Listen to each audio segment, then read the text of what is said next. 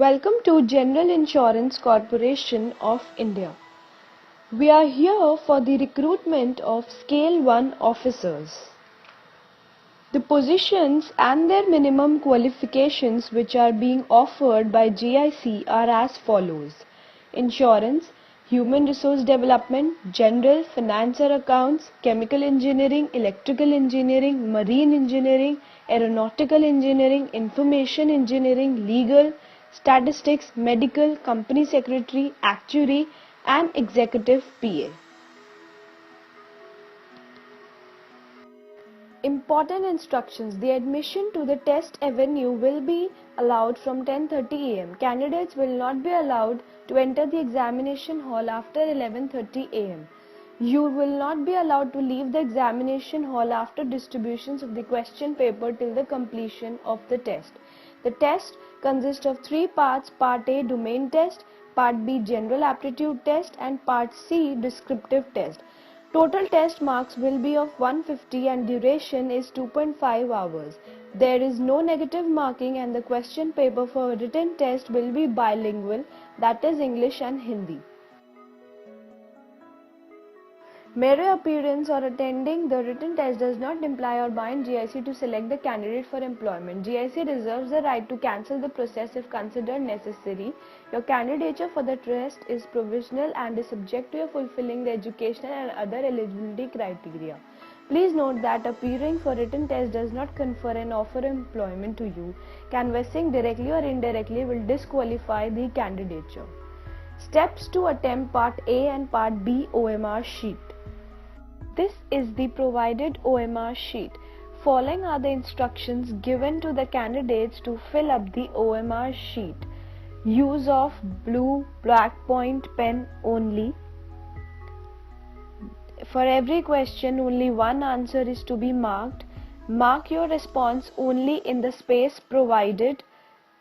Rough work must not be done on this answer sheet. Use the empty space available in the question booklet for this purpose. In order to choose the correct answer, the candidate must circle the correct answer as shown below. No other way will be accepted. In column 1, the candidate has to write his name in the boxes and needs to darken the circles accordingly. In column 2, the candidate has to write his unique 10-digit roll number in the boxes and need to darken the circles accordingly. In column 3, the candidate has to write his date of birth in the boxes and need to darken the circles as well.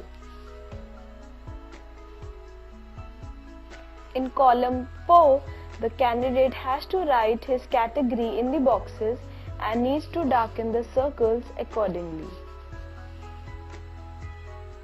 In column 5, the candidate has to write his question booklet set number in the boxes and needs to darken accordingly. In column 6, the candidate has to write his question booklet set number in the boxes and needs to darken the circles as well.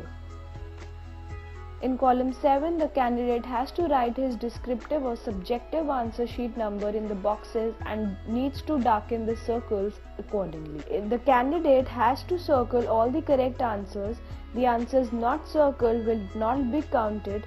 Overwriting is prohibited. The steps to attempt Part C descriptive and subjective answer sheet. Below is the given sheet that the candidate needs to fill the roll number and OMR answer sheet number on this sheet. Answers needs to be written on the same sheet itself. Candidate needs to write on the same sheet which is shown below. There will be 10 questions from 121 to 130 based on the comprehension. Candidates needs to write the answers on the same sheet. Question number 131 will be precise. Candidate needs to precise the given paragraph in 65 to 75 words, that is to write one word in one box. Question number 132 will be essay. Candidate needs to write an essay on the given topic in 280 to 300 words, that is to write one word in one box. Now here are some time management tips for Part A and Part B. First and foremost, Candidates are required to read every question very carefully. No matter how brilliant you answer the question, if it is answered to a wrong question, it will probably a disaster. Second, divide your time according to your approach towards the paper so that you don't run out of time at the end.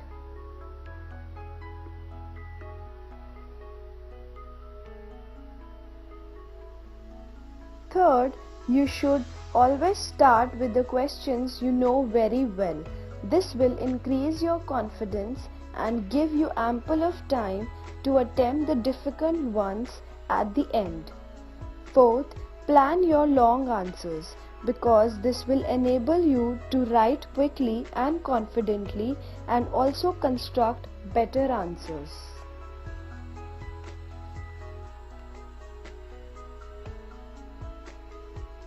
Fifth, if disaster strikes, that is, if you go totally blank, then do not panic, relax and write down what you have done in your script and use the remaining time to write answers in bullet points. Next, never leave early. Sit and reread what you have written, double check all of your answers and utilize this time efficiently. Next, we will discuss time management tips for part C. First, the central idea. Identify the central idea and encompass it while answering any question. Next, use of pencil. Jot down all the important points immediately in the margin provided so that later you can organize your ideas and thoughts properly. Third, precision. Be precise, systematic and to the point, that is, write on and about the central idea and do not deviate from it.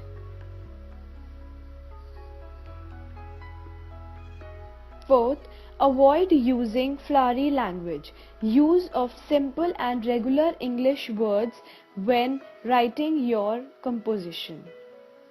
Next, spellings. If in exam you are confused with the spelling of a particular word, try using another synonymous word, the spelling of which you know. Sixth, sentences and syntax. Try to avoid long and winding answers. We should always make an effort to write short, precise sentences with correct grammar. Seventh, appealing. We should write our answers in such a way that would interest the reader and impress him. Next, originality. We need to put down our own ideas because that's what they want to see and not somebody else's ideas and end words. Eighth, easy. Easy topics does the job just fine. Choose the topic you can naturally write on without any difficulty. Ninth, time. Time management is very important in any exam. Do not give too long to any particular question and try to attempt all. Last, handwriting. Handwriting plays a vital role. Use a good pen and avoid scratching of words or sentences. Please remember, a clean piece of work adds to the appeal of your painstakingly written English descriptive paper. Now here are some do's and don'ts. Admission to the test center will be on production of the admit card only. Also bring one photo identity proof for verification purposes. At the test center you must occupy the seat allotted against your roll number and you are expected to maintain discipline. Mobile phone, pager, electronic calculator, etc. shall not be permitted during the test. Ensure that your signature and invigilator's signature are put on the OMR sheet and descriptive sheet. Failure of any of these will be treated as invalid. Please hand over the question booklet and OMR sheet and descriptive sheet to the invigilator before leaving. Candidate is required to carry his own stationery.